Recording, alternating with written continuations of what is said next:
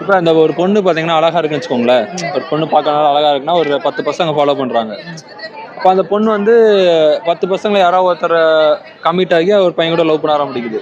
ஆனா 10 பேர்ல ஒருத்தனை கமிட் ஆனாலும் அந்த 10 பேர் கூடயும் நான் பாய் பெஸ்டியா பழகுவேன், பாய் ஃப்ரெண்டா இருப்பேன், வைப்பேன் அந்த மாதிரி சொல்லி கடைசியில தப்பான ஒரு தான் போய் முடியும். அப்படிதான் போகுது. ஆனா இப்போ ஒருத்தரோட பிரேக்கப் ஆயிடுச்சு வச்சுக்கோங்களேன், அவங்களுக்கு டக்குன்னு இன்னொரு ஆப்ஷன் இருக்கு.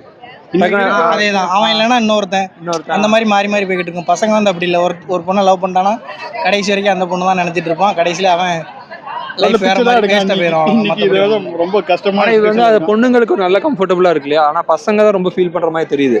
இப்போ ஒரு பொண்ணு விட்டுட்டு போயிடுச்சுன்னா அடுத்த பொண்ணு அவனுக்கு கிடைக்குமா கிடைக்காத மாதிரி இருக்குது. கிடைக்காது, வாய்ப்பே இல்லை.